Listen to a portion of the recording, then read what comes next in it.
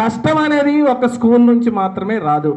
ఇంట్లో పేరెంట్స్ కూడా ఉదయం 9 నుంచి 5 వరకు మేము వచ్చినా, మీకు రోజు కుదిరినా కుదరకపోయినా వారంలో ఒక్కసారైనా మీ పిల్లల్ని మీరు చూడాలి. ఈ సంవత్సరం నుంచి కొత్తగా ఆలోచించాం. ఒకేసారి ఒక 50 క్వశ్చన్లు జీకే క్వశ్చన్లు చెప్పాలన్నా రాదు. మీరు మీ డైరీలు ఓపెన్ చేస్తే అందులో today's GK question, thought of the day, ఒక మీనింగ్, ఒక ఆపోజిట్, అలాగే అన్ని ఇంగ్లీష్లో రోజు రాపించాం. ఇందులో మళ్ళీ అందరూ ఫాలో అవుతున్నారా లేదా అని మళ్ళీ సైమల్టేనియస్గా క్విజ్ ప్రోగ్రామ్. మీరు ప్రతిరోజు చూసుంటారు, సుమారుగా 200 వర్కింగ్ డేస్లో 200 మంది పిల్లల్ని ప్రేయర్లో మాట్లాడించి వాళ్ళు మాట్లాడే విధానాన్ని మీకు వాట్సాప్ గ్రూపుల్లో పెట్టాం.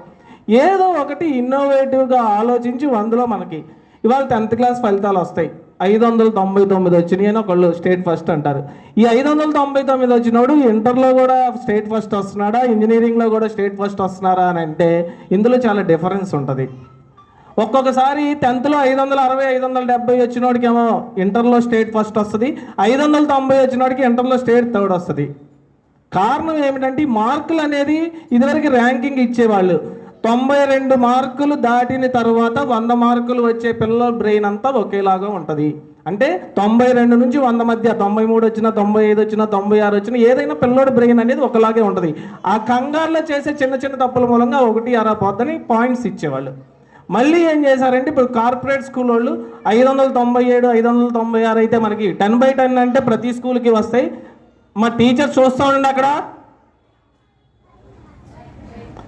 వస్తూ ఉంటాయి కదా అని చెప్పి కార్పొరేట్ స్కూల్స్ వాళ్ళు కొన్ని కోట్ల రూపాయలు గవర్నమెంట్కి ఇవ్వటం, మళ్ళీ ఆ సిస్టమ్ని తీసేసి మార్కుల సిస్టమ్. కానీ ఈ పాయింట్ గ్రేడ్ సిస్టమ్ కోసం పోరాడిందంతా మా ప్రైవేట్ స్కూల్స్. కొన్ని 5 సంవత్సరాల పాటు కోర్టుకు వెళ్ళి సాధించుకొచ్చింది.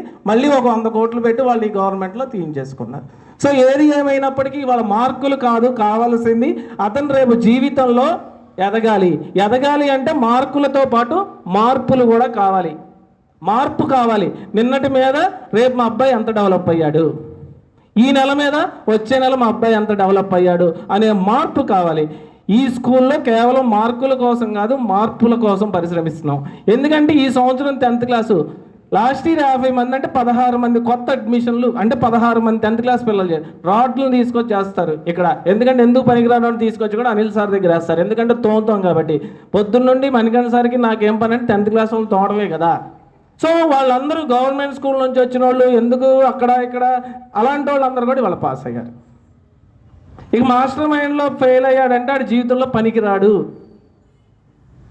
ఒక సింబల్ సంపాదించుకున్నాం కాబట్టే 10 సంవత్సరాలు ఈ ఏరియాలో మేము స్కూల్ పెట్టినా 30 సంవత్సరాల చరిత్ర ఉన్న వాళ్ళని కూడా పక్కన పెట్టి వాళ్ళ స్ట్రెంత్ సమానంగా ఉంది.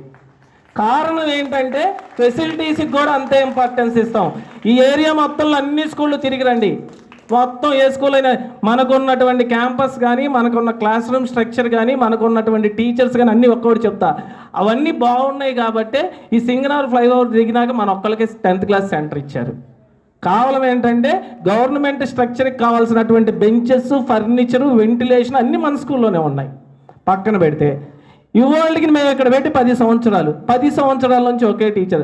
Telugu Pramila miss, Hindi Sushila miss, NS Phani miss, maths అంత పర్మనెంట్ టీచర్సే ఉన్నారు. ఎవరు మానరు మన దగ్గర నుంచి. సో టీచర్స్ దగ్గర కూడా ఆ గుడ్ విల్ సంపాదించుకున్నాం. ఇందులో ఉన్న పేరెంట్స్ అయితే ఇక్కడ కూర్చున్న వాళ్ళు ఒకవేళ స్కూల్ నచ్చలేదు అనే ఎందుకు ఎవరికైనా అనిపించిందంటే అది కేవలం ఒక డబ్బు దగ్గరే.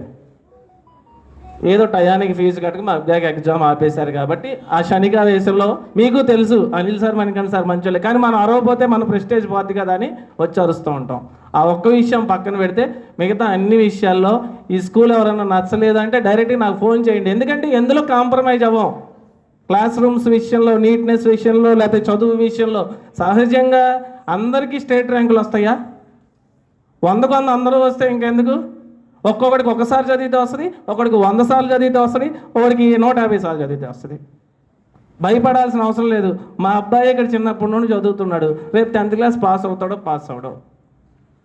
చిన్న అబ్బాయి బాగా చదువుతాడు. దానికి మనం ఎందుకు ఇంకొంచెం 2 సంవత్సరాలు 10th క్లాస్ చదివించి ఏదో రకంగా పాస్ చేపిద్దామని మనం అనుకుంటాం.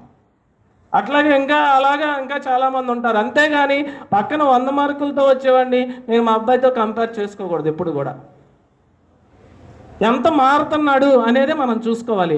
అంటే మా అబ్బాయి 100కు 30% ఉన్నాడు, 35% తెద్దాం, 40% తెద్దాం, 45% తెచ్చి 50% ఉంచుకుందాం అని పాటుపడాలి తప్పితే 100కు 100 వచ్చినాయి కదా అని చెప్పి ఈ 30% వాడిని 100% వాడితో పోటీ పడితే ఈ ఉన్న 30% కూడా పోతాయి. ఇలాంటి చిన్న చిన్న విషయాలన్నీ ఎక్కడికైనా వెళ్ళండి, ఇక్కడ ఫీజు కట్టకపోతే రేపు ఇంకో స్కూల్ వెళ్ళాక అక్కడైనా ఫీజు కట్టాలి. సో అనాలిసిస్ ఇవాళంతా కూడా మాయ, వచ్చేదాకా ఒక మాట వెళ్ళినాక ఒక మాట. ఫీజులు కూడా కంపేర్ చేసుకోండి, ఆల్రెడీ చాలామంది చేసుకొని వచ్చే చేరుతారు. అయితే ఫీజులు కంపేర్ చేసుకునేటప్పుడు ఒక 2000-3000 డిఫరెన్స్ అయినా సరే ఫెసిలిటీస్ని కూడా చూసుకోండి. ఇవాళ ఈ రోడ్లో ఇంకో 2 చిన్న స్కూల్స్ ఉంటాయి. ఒక స్కూల్ నడపాలంటే మినిమం 13 క్లాసులకి 13 తరగతి గదులు కావాలి. ఒక ప్రిన్సిపల్ రూము, ఒక అకౌంటెంట్ మేడం రూము, ఒక కంప్యూటర్ ల్యాబ్, ఏదైనా ఒక 15-16 7-8 తరగతి గదులు ఉన్న వాళ్ళు కూడా 10th క్లాస్ వరకు నడుపుతున్నారు, వాళ్ళకి 550 వచ్చాయి. సో వాడు పనికి వస్తాడా ఇంటర్మీడియట్కి? అంతే పనికిరాడు. కారణం ఏంటో చెప్తా. గైడ్లు పెట్టించి లేకపోతే VGS మెటీరియల్స్ పెట్టించి రుద్దుతాడు. ఇంటర్కి వెళ్ళాక దీనికి 300 సిలబస్ ఉంటుంది. బ్రెయిన్ ఉపయోగించకపోతే పిల్లడు రేపు పెద్ద చదువులు పనికిరాడు. 10th వరకు బాగానే చదివాడండి మా అబ్బాయి ఇంటర్కి వెళ్ళాక. అందుకే నేను ఇంటర్ రిజల్ట్లో కూడా రేపు మేము పాంప్లెట్లు వేస్తున్నాం. మన దగ్గర ఎంతమంది అయితే చదివారో అంతమంది ఇంటర్మీడియట్లో కనీసం 90% వాళ్ళు పాస్ అయ్యి ఇంజనీరింగ్కి వెళ్తున్నారు. ఇలాంటి స్కూల్స్లో చదివిన పిల్లలు ఎందుకని వెళ్ళలేకపోతున్నారంటే రుబ్బి ఒక 50 క్వశ్చన్లు చదివితే సరిపోద్ది ఇప్పుడు ప్రతి సబ్జెక్ట్లో 10th క్లాస్లో. కానీ ఇంటర్మీడియట్లోకి వెళ్తే 50 క్వశ్చన్లు చదివితే పనికిరాదు. 200 క్వశ్చన్లు అయినా 300 క్వశ్చన్లు అయినా చేయగలిగిన కెపాసిటీ ఉండాలి. ఆ కెపాసిటీ నేర్పించడంలోనే స్కూల్ డెవలప్మెంట్, మీ పిల్లోడ్ డెవలప్మెంట్ ఉంది. అది తెలియకుండా మనం పక్కనే ఉంటుంది కదా, లేకపోతే ఫీజులు తక్కువ కదా అన్నాను. ఇప్పుడు 2000-3000 కోసం చూసుకుంటాం. రేపు పిల్లల భవిష్యత్తు రేపు ₹1,00,000 పెడదాం అప్పుడు అనుకుంటారు. కానీ ఆ పునాది కిందప్పుడే వేస్తే బాగుంటుంది అనేది అనుకోరు. వాళ్ళు పేరెంట్స్ మీటింగ్ పెడతాం, సంవత్సరంలో 3 సార్లు 4 సార్లు పెడతాం, 70% 80% వస్తున్నారు. అంటే రానోళ్ళు కూడా గమనించుకోండి, కనీసం నెలకు ఒకసారైనా మనం మన పిల్లలతో గడపాలి, మన పిల్లలకి ఇవ్వాలి అనేది ఆలోచించుకోవాలి. సో ఇన్ని యాక్టివిటీస్ ఇందులో చాలామంది యాన్యువల్ డే చూశారు, అన్ని బ్రాంచ్లు కలిపి అక్కడ పెట్టాం. అంటే మనం ఏదో చేయిద్దాము లేకపోతే అనేది కాదు. వచ్చినటువంటి అన్ని వేల మంది సుమారుగా 6,000 కుర్చీలు వేయించాం మొన్న. అన్ని పేరెంట్స్ అంత చక్కగా వచ్చి చూసి చేశారు. వీటితో పాటు సైమల్టేనియస్గా ఈ కార్యక్రమాలన్నీ క్లాస్ రూమ్స్లో జరుగుతూ ఉన్నాయి. ఇవాళ మనం చూసినట్టయితే మీకు బిల్డింగ్లో ఉన్నటువంటి అన్ని ఫ్లోర్లకి టీవీలు పెట్టేశాం. ఇప్పుడు అన్నీ కూడా రీమోడలింగ్ జరుగుతున్నాయి. నెక్స్ట్ జూన్కి పిల్లలందరూ వచ్చేసరికి ప్రతి రూమ్లో, ఎందుకంటే ఇవాళ టీచర్ చెప్తే పాఠం వినే పరిస్థితులు ఏ పిల్లోడు లేడు. వాడికి కనీసం పీరియడ్లో సగం టీచర్ చెప్పాలి, సగం బోర్డు మీద లేకపోతే టీవీ మీద కనపడాలి, లేకపోతే వాడికి నెక్స్ట్ నుంచి స్కూల్కి వెళ్ళమనే పిల్లలు చాలామంది ఉంటారు. ఇవాళ నేను చూసిన మీ ఇంట్లో యూకేజీ పిల్లలు అందరూ ఉన్నారుగా, మీ పిల్లోడికి ఫోన్ లేకుండా ఎంతమంది భోజనం తినిపిస్తున్నారో చెప్పండి. ఒక్కళ్ళన్నా మా అబ్బాయికి నేను ఫోన్ ఇవ్వకుండా భోజనం తినిపిస్తున్నానని యూకేజీ పేరెంట్స్ ఎవరన్నా ఒక్కళ్ళు ఫోన్ ఎత్తండి. ఏమో నమ్మే పరిస్థితి 2-3 ఇద్దరు అయినా